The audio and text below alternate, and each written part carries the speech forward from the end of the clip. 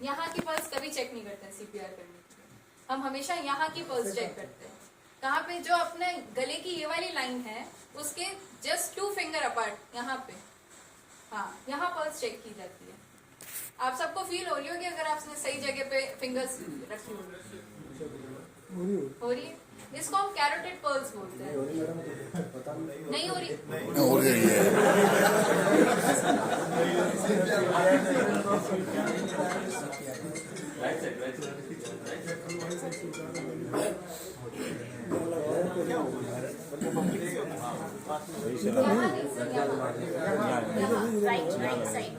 नहीं, दोनों साइड होता है। दोनों साइड, हम दोनों साइड में से कहीं पे भी फील कर सकते हैं अपनी कैरोटिड पल्स, कोई इशू नहीं है, बट हमको पल्स फील होनी चाहिए। एक तरफ का जॉइंट हो रहा है, इधर का पड़ रहा है। आप बहुत पीछे रख रहे हैं सर, यहाँ रखिए, यहाँ आगे थोड़ा जरा से जरा पकड़ के दबाते हैं। ठीक है। तो वहाँ की पल्स हमको चेक करनी है। जैसे कि पेशेंट लेटा हुआ है तो पेशेंट की पल्स हम यहाँ चेक करेंगे, ये गला यहाँ से 2 फिंगर अपार्ट में हम पेशेंट की पल्स चेक करेंगे। ये कैसे देखेंगे कि पेशेंट सांस ले रहा है नहीं ले रहा है? हम कैसे देखते हैं? उसकी छाती को देख के, चेस्ट राइज देखते हैं ना, चेस्ट कितना ऊपर आ रहा है नीचे आ रहा है, तभी तो पता लगेगा कि सांस ले रहा है या नहीं ले रहा है पेशेंट। तो 2 चीजें देखनी होती है। सपोज कोई इंसान बेहोश हो गया है लेकिन उसके पास पल्स भी आ रही है, हमने चेक किया पल्स आ रही है और रेस्पिरेशन भी चल रहा है, सांस भी चल रही है, तो हम उसको सीपीआर नहीं देंगे।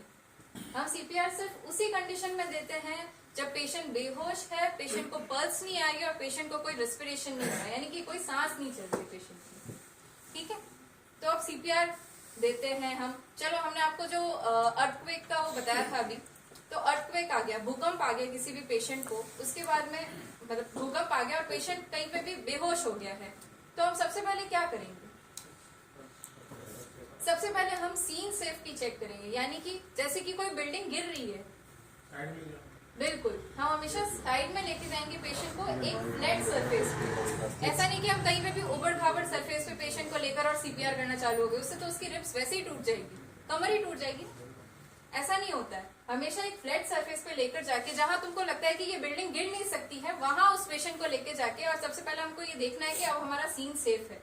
सीन सेफ होने के बाद में सपोज आप एक इंसान हो वहां पे, तो आपको किसी और को आवाज देनी है कि जैसे व्हाइट शर्ट वाले भैया, मतलब ऐसे तो हम किसी को बुला लेंगे भैया इधर आना, ऐसे कोई नहीं आता, तो हमको हमेशा इंडिकेट करना है कि व्हाइट शर्ट वाले भैया आप आइए, उनको बुलाना है।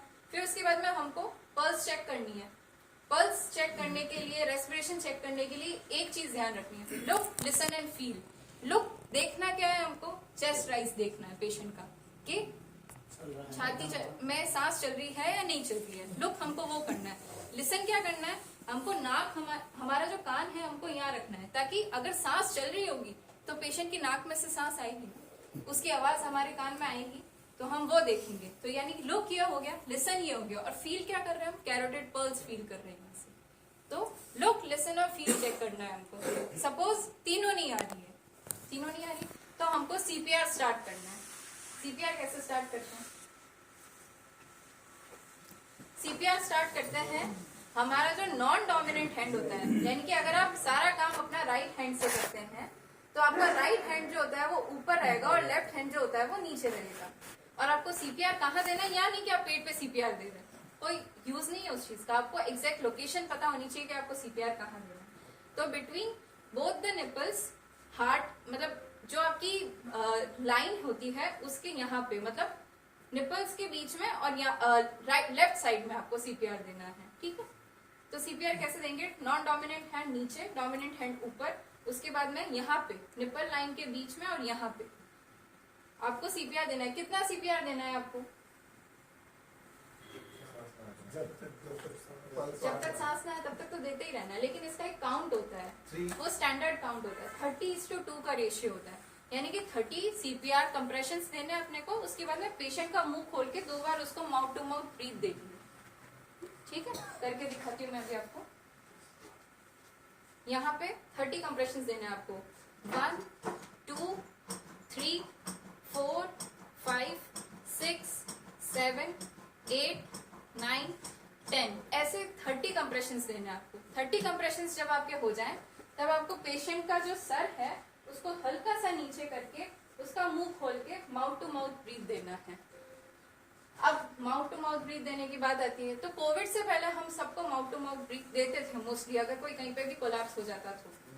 लेकिन कोविड के बाद में आपको भी पता है कि इन्फेक्शन इतने ज्यादा हो चुके हैं और सब अवेयर हैं अब कि हम किसी भी अननोन पर्सन को माउथ टू माउथ ब्रीथ देने में कभी राजी नहीं होते। तो हम इन केसेस में क्या करते हैं, हम थोड़े बहुत सप्लीमेंट्स ढूंढते हैं, जैसे कि पेपर को रोल कर लिया, ठीक है, पेपर को रोल करके एक एंड उसके मुंह पे लगा के एक एंड आपके मुंह पे लगा लिया, मोस्टली ऐसी दी जाती है। और घर पे देते हैं तो घर पे तो आपके फैमिली रिलेटिव्स हैं, उनको तो आप माउथ टू माउथ ब्रीथ दे ही सकते हैं, तो वो सही है।